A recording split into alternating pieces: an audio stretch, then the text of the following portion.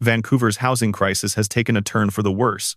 What began as a city already teetering on the edge of collapse has now spiraled into an emergency of catastrophic proportions. Gas leaks have become a severe threat, jeopardizing entire districts in Vancouver.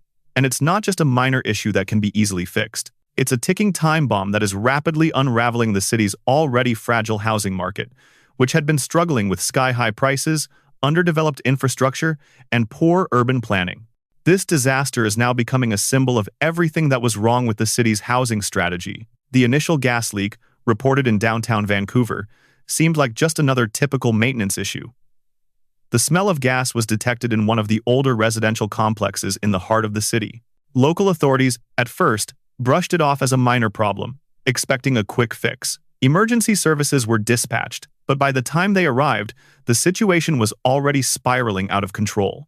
The gas leak had spread rapidly, moving deep into the foundations of multiple high-rise buildings. Residents of nearby apartments began experiencing symptoms, including headaches, dizziness, and nausea. Within hours, the authorities realized they were dealing with a full-scale emergency.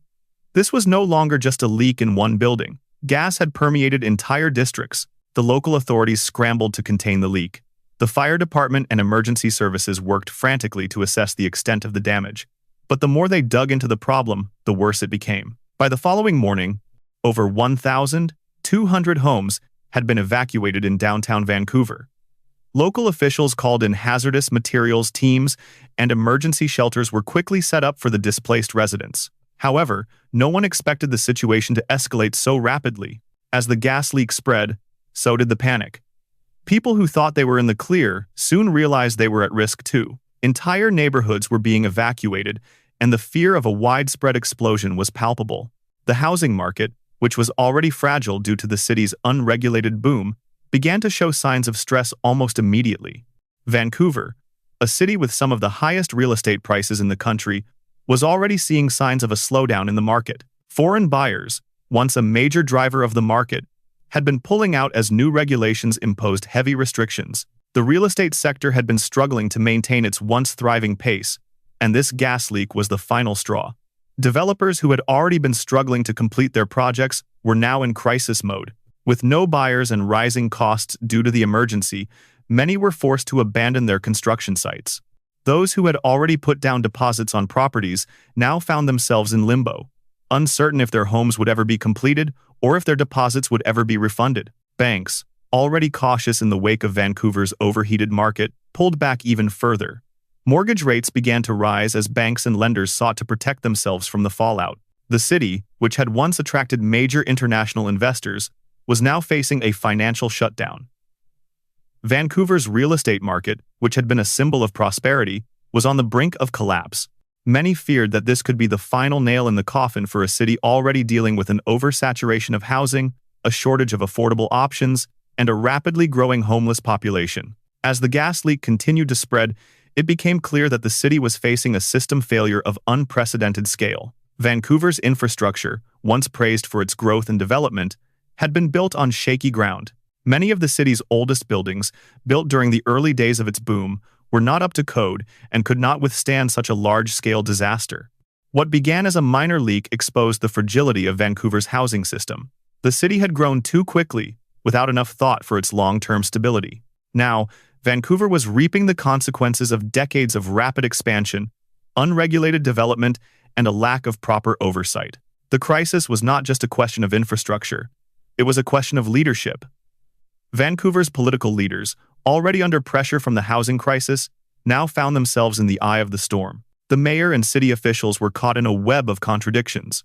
On one hand, they had championed Vancouver's rapid growth and real estate boom, but on the other hand, they were now tasked with managing the fallout of that very boom. The city's foreign buyer ban, meant to cool down the market and make housing more accessible to locals, had only served to limit the market's reach. Developers who had once rushed to build high-rise condos now found themselves with unsellable units. The market that had once been a symbol of wealth and prosperity was now in free fall, and the political leadership seemed to be out of ideas. With gas continuing to leak into the air, the situation grew more dire.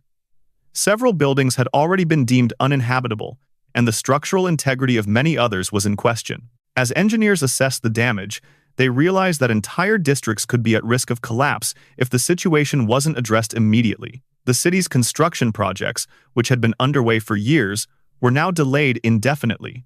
Developers who had once promised new homes for Vancouver's growing population found themselves bankrupt, unable to complete their projects. The housing market, which had once been a source of pride for Vancouver, was now a ticking time bomb, and no one knew when it would explode. The gas leak wasn't just an isolated issue. It was a symptom of Vancouver's larger housing problems. The city had failed to plan for the future. As gas continued to leak into the air, residents found themselves trapped in limbo. Their homes, once a source of pride, were now dangerous and unstable. The emotional toll was evident, as families who had invested everything into their properties were forced to abandon them. For some, the financial strain was too much to bear. They had lost not just their homes, but their life savings, their security, and their future. As the gas leak continued to cause destruction, the threat of an even larger catastrophe loomed on the horizon. If the leaks were not contained soon, Vancouver could be facing widespread structural damage, with entire districts at risk of collapse. The city's housing market was already on the brink of collapse, but this gas leak could be the disaster that finally pushes it over the edge. Experts warned that if the problem wasn't contained, the city could face further destruction, potentially leading to the loss of entire neighborhoods. The gas leak had already revealed the fragility of Vancouver's housing system, and now, with the economy reeling and residents displaced, the city was at risk of a full-blown housing crisis of epic proportions. If the leaks continue to spread, Vancouver could be facing a scenario where entire blocks of the city are rendered uninhabitable. Buildings that had been constructed hastily to meet demand could collapse under the pressure of the gas, causing even more destruction. The economic fallout from this disaster would be felt not just in Vancouver, but across Canada, as the city's once thriving housing market had become a symbol of failure. Could the city recover? Or would Vancouver's housing crisis be the final nail in the coffin for a once great city? Stay tuned to this channel for further updates on Vancouver's crisis, and make sure to subscribe so you don't miss out on critical information as the situation unfolds. As the crisis unfolded, the tension in Vancouver reached new heights. In a city already reeling from an unpredictable housing market, the gas leak was the final, undeniable indicator that the system had failed. What had once seemed like a minor incident was now exposed as the trigger for a much larger problem, one that threatened the very foundations of Vancouver's housing industry. The residents of Vancouver were already feeling the strain. Many had purchased homes at inflated prices, lured by promises of steady appreciation and a thriving real estate market. But now, with gas leaks threatening entire districts, the safety and stability of their properties were in jeopardy.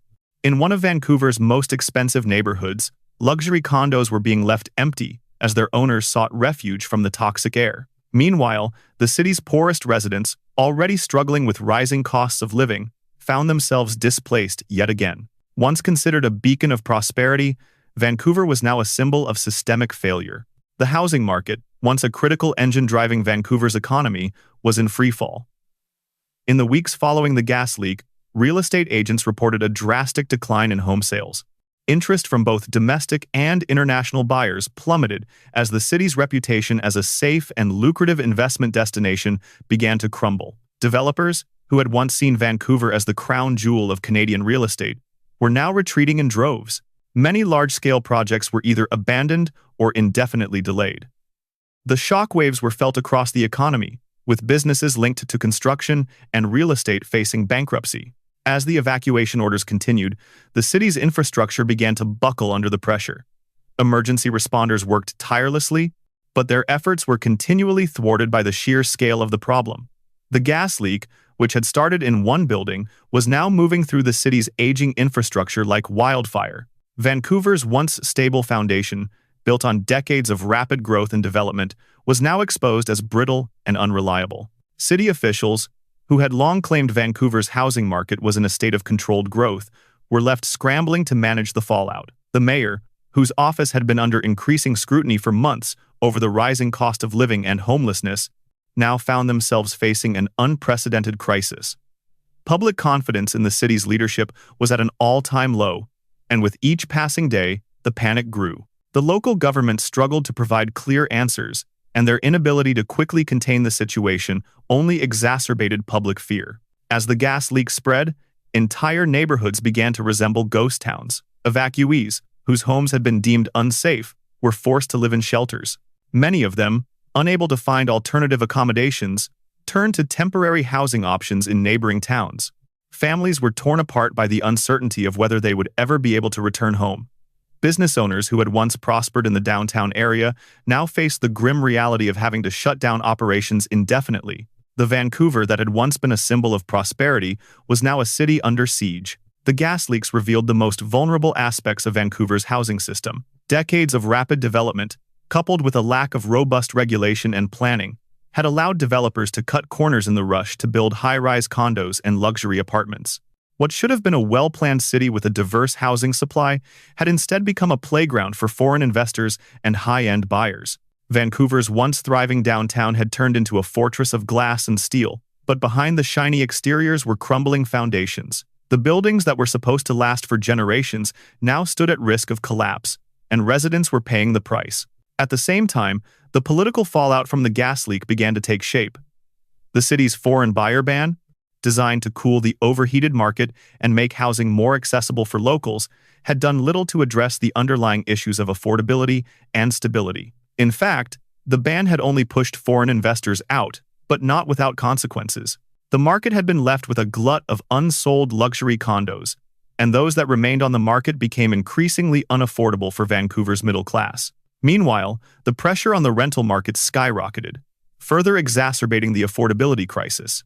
The city's political leaders, once champions of the Vancouver model of development, were now faced with the reality that the system they had put in place was broken. The economic damage of the gas leak was far-reaching. The real estate sector, once the city's lifeblood, was now in jeopardy. With many buildings deemed unsafe to inhabit, the city's rental market faced unprecedented strain. Property values plummeted, and developers who had already invested heavily in Vancouver's downtown core found themselves on the verge of bankruptcy. The once booming market had now become a liability, and many investors were left wondering whether it was even possible to recover. In the weeks following the crisis, Vancouver's political leaders scrambled to find solutions.